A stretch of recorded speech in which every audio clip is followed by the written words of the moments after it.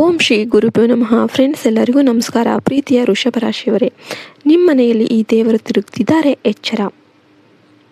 ವೃಷಭ ರಾಶಿಯ ಮಿತ್ರರೇ, ನಿಮ್ಮ ಮನೆಯಲ್ಲಿ ಶಾಂತ ಸ್ವಭಾವದ ದೈವಿ ಶಕ್ತಿ ಸಂಚರಿಸ್ತಾ ಇದೆ.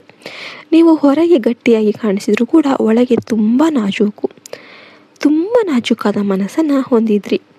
ಇತ್ತೀಚೆಗೆ ನಿಮ್ಮ ಜೀವನದಲ್ಲಿ ನಡೆದ ಕೆಲವು ಅಚ್ಚರಿಯ ರಕ್ಷಣೆಗಳು, ತಪ್ಪಿ ಹೋದ ಅಪಾಯಗಳು, ಕೊನೆಯ ಕ್ಷಣದಲ್ಲಿ ಸರಿಯಾದ ಸಮಸ್ಯೆಗಳು, ಇವು ಎಲ್ಲವೂ ದೈವ ಕೃಪದ ಸೂಚನೆ. ದೇವರು ನಿಮ್ಮ ಮೇಲೆ ಕೃಪೆಯನ್ನು ತೋರಿದ್ದಾರೆ. ಇನ್ನು 5 ದಿನಗಳ ಒಳಗೆ ನಿಮ್ಮ ಜೀವನದಲ್ಲಿ 5 ಶುಭ ಬದಲಾವಣೆಗಳು ಕಾಣಿಸಿಕೊಳ್ಳಲಿವೆ.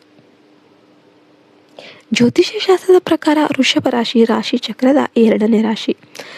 ಕೃತಿಕ ನಕ್ಷತ್ರದ 2, 3, 4ನೇ ಪಾದಗಳು, ರೋಹಿಣಿ ನಕ್ಷತ್ರದ 1, 2, 3, 4ನೇ ಪಾದಗಳು ಮತ್ತು ಮೃಗಶಿರ ನಕ್ಷತ್ರದ 1, 2ನೇ ಪಾದದಲ್ಲಿ ಜನಿಸಿದವರು ವೃಷಭ ರಾಶಿಗೆ ಸೇರ್ತಾರೆ. ಈ ರಾಶಿಯ ಅಧಿಪತಿ ಶುಕ್ರ ಗ್ರಹ.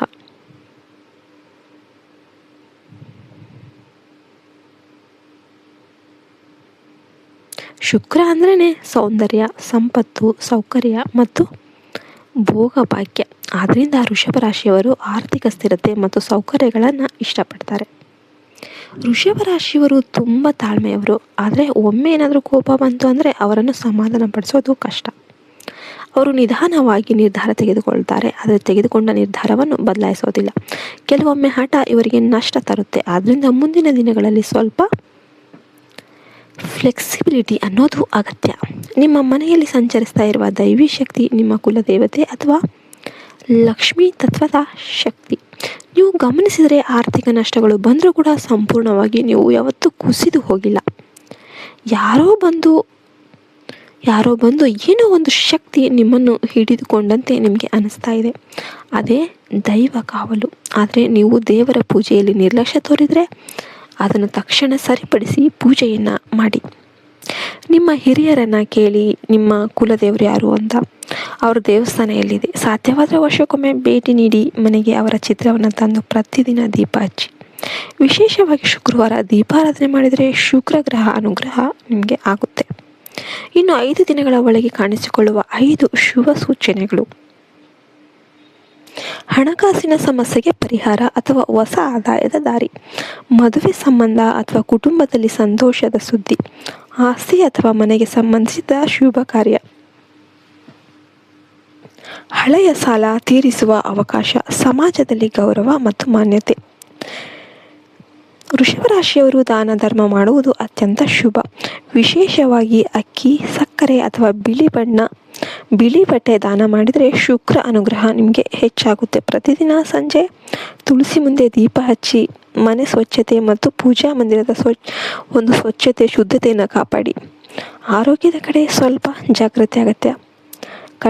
ಕಂಠಸ್ವರ, ಕುತ್ತಿಗೆ ಮತ್ತು ಶರೀರ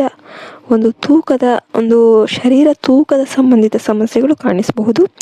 ನಿಯಮಿತ ನಡೆ, ಸರಳ ಆಹಾರ ಪದ್ಧತಿ ಅನುಸರಿಸಿ.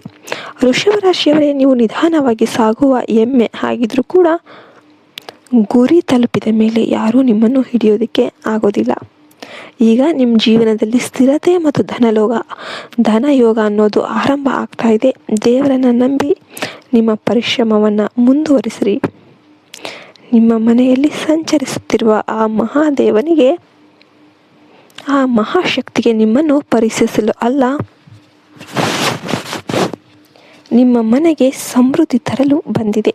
ಸಿದ್ಧರಾಗಿ. ಮುಂದಿನ 5 ದಿನಗಳು ನಿಮ್ಮ ಭಾಗವನ್ನು, ನಿಮ್ಮ ಒಂದು ಭಾಗ್ಯದ ಬಾಗಿಲನ್ನೇ ತೆರೆಸುವ ದಿನಗಳಾಗಿರುತ್ತೆ.